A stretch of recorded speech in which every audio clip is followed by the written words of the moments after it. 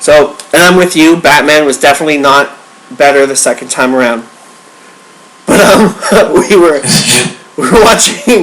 watching Star Wars, and I go outside to have a cigarette. So I get out of the car, and it starts snowing, heavy snow. But it was like where the drive-in was. It's all woods. Like surrounding you is all woodland. It's trees everywhere, really dense.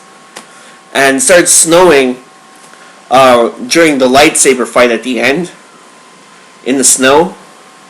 And it was just such a cool little experience. It almost felt like you were in the movie because we saw like an ultra 70mm print. So it was a big screen, and we were like right in front of the screen pretty much.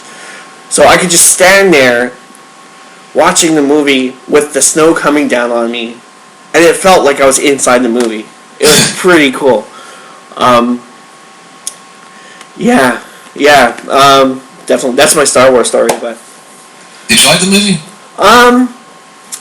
I found it was okay. Like it wasn't like watching Empire. You know, like how Empire really gets you, like really gets you in the gut. You know, it wasn't like I didn't find it visceral like that. Maybe because I'm old now, so like I can't really get into a lot of the. I have a really hard time watching new movies that I can't direct connect with. I didn't like the fact that they killed off Han Solo, and they kind of wasted his character in the way that they could have had another, I love you, I know scene. Or they could have really used his character to the full extent, because they knew they were going to kill him off, so I just don't see why they didn't utilize Harrison Ford to his best potential for that sequel. I found it was very copy and paste, like a lot of other people did. Which kind of makes me interested in Rogue One, just to see if they're going to try and stick to more like the novelizations, or they're going to try to stick to like or the,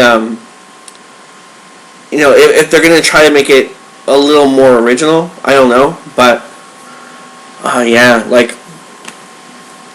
guess we'll wait and see, Yeah, I mean, I feel different about that. Rogue One, the trailer just didn't do anything for me. Mm-hmm. I know people are going to disagree, and that's fine, but don't turn it into it's your sexist. I mean, really, are we going there again? Stop twisting this shit. It's not about that. I mean, talk about lead female characters. There's been great lead female characters. And there's a difference, folks. I mean, you can have... I think one thing that kills it is that there is a difference with lead female characters, but there's also horribly written female lead characters. And lately it's been that. And I'm getting tired of it. Yeah. Yeah, like I want my Ripley, I want my like Sigourney Weaver. I want my. It's just none of that today. Yeah, and same thing for the male, lead characters. There's a lot of horribly written male lead characters as well, so it's not a matter of that. Yeah. But I mean, you have Forrest Whitaker in the trailer who looks out of place. Yeah. And I'm like, why is Forrest Whitaker in this movie? What will he become? Yeah. I mean, I don't know. It's just. I mean, it was not my cup of tea. I mean, that's the polite way to say. Yeah, that's understandable. That's understandable because, I really thought they were going to go outside the box with Force Awakens, and they didn't. They kind of like, it's just like one of those movies just to set up the next 10. It doesn't feel like it has that epicness of its own. It's almost kind of like they're trying to copy like episode 1, and they're trying to copy like episode 4. They're trying to go to that, set everything up, don't explain anything, which worked back then because back then there was that vision, and now it's just, I don't think it works in the same way because everyone has shorter attention spans nowadays with the internet and, You can watch any movie you want online, right? So it's like, how do I put it? It's almost like waiting even a year now for the next installment is too much. Yeah, I mean, that is a good point. It's kind of oversaturated. Yeah. Or overkill. Because now we're getting Rogue One this year. Next year is Episode 8. I know Rogue One is kind of... It takes place before New Hope. Mm-hmm. I think. And Darth Vader is going to be in the film some way or somehow. To some degree. They don't know. I haven't heard anything about that. It's kind of a rumor going around, but... That would make sense. It would make sense to have him in there. It would make a lot of money, too. Yeah, I mean... But, I mean, after The Force Awakens, that just killed me. Just... Any interest for the future is... I have no interest. I'm just putting it that way, and I'm not, Yeah. And folks can disagree, but I'm just not a fan of what's to come with Star Wars. Yeah. Yeah. But kind of moving over to other movie news, Bill and Ted 3. And it's funny because I was talking about this before with Matt, and there's an update with Bill and Ted 3, and that it's finally going into production. Wow, I know Alex Winter got interviewed recently about the sequel, and he says that, we have a script, we have a director, we're trying to fast track it and find a start date. And now it seems like it's going to happen. It says right here, a third entry into Bill and Ted series has been in various stages of development for the better part of a decade. Now the two dudes in their time-traveling phone booth looks closer than ever to returning.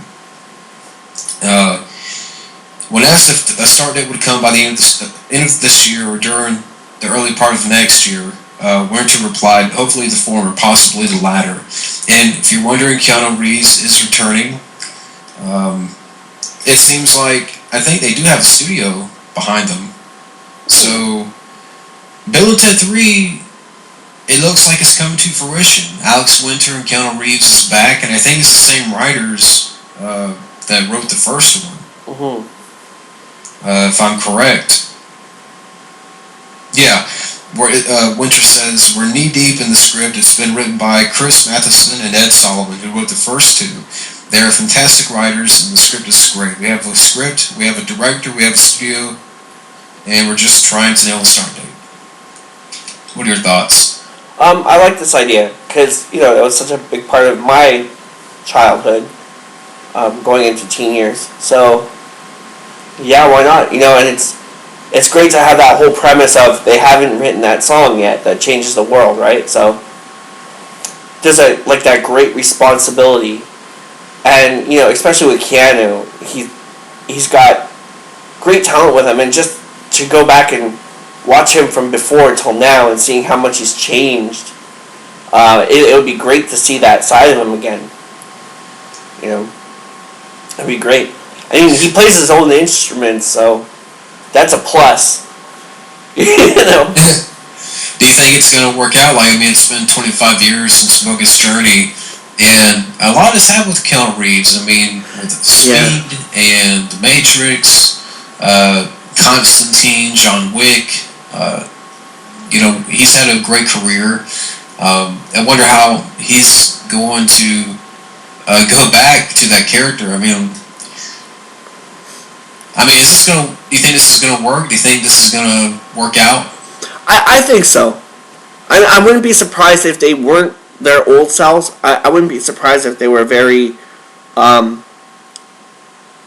just of men that age. You know what I mean? Like, you go back and you look at rock stars in their prime back in the day, and they're totally... Like David Lee Roth, or like Jimmy Page, or... like David Lee Roth would probably be a better example. So flamboyant back in the day. And then you look at interviews with him now and he's completely grounded. It would be great to see a Bill and Ted that are completely grounded. it would just be cool to see like how they have aged and how their character development has arced since we last saw them. I don't think there would be much development. I mean, as far as their insanity. Yeah. Especially when you talk about the original writers of the first two. Mm-hmm. I have to imagine that they're going to go back and kind of play their goofy selves, and Keanu Reeves is going to, take us back to 1991. I'm down for that.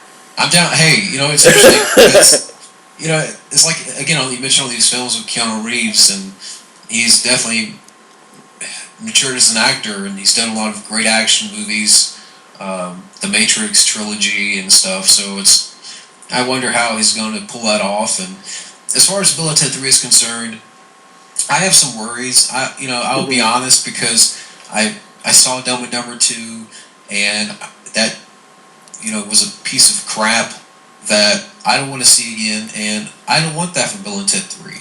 Yeah. I don't want just to throw in, movie that has a forced script, jokes that are flat, that are miss. I don't want that. I want a fun sequel. I know George Carlin is gone, so that's one element that you won't have back. May he rest in peace. I hope, because now it seems like this is really going to happen. It may start shooting later this year. That it turns out to be fun. I think Alex Winter says that it is going direct to video if it does get made, which it'd be cool to see in theaters. But either way, I don't know. There's like a little part of me that is skeptical and doubtful, but I mean, also this is Bill and Ted. I hope they can make a good sequel. Yeah, it's like one of those that it has to be done right. Like, there's no way around about it. If it's gonna work, it has to be done right. It has to be handled with care. Because it's very much one of those projects that could go 50-50. It could be really good or really bad. And I would say, like, if it was just a gimmick, I would say don't even do it at all, because it would maybe tarnish the last two, which are great. Don't make one of these, like, seems like nowadays they want to make a sequel that makes the first two pointless. Don't do any of that crap. Yeah. Like a reboot, refresh, restart, reset. Yeah. But I would like to see them go back to prehistoric times for a minute or two. Get Al Young back as Khan. Yeah. Or the Napoleon guy, and he's like, melt. It's dust in the wind. Ziggy Piggy. Iron Maiden. But as far as other news, for those who want an update, XXX3 Vin Diesel is coming out January 2017, so we got that coming up. X-Files, the revival, the Blu-ray and DVD is set for a June release. Ooh. So I will be picking that up. Yeah, me too. Because I didn't see the finale, so I want to pick that up. Did you see the finale? No, I missed the last 3. Okay. So I can't wait to get that one. Yeah, I missed the last one. So I will be picking that up. Kind of a quick question, like, what are do you think they're going to continue on, like, make more? I hope so. They've talked about it. I hope so. I really like that world. I'm a big conspiracy theorist, so people constantly writing to me saying, "Why are you so crazy, Matt?" But I love all that stuff. True or not true, I just find it fascinating. I could just get lost in that stuff for days and just read and read and read. So for me, definitely, I want to see more X-Files.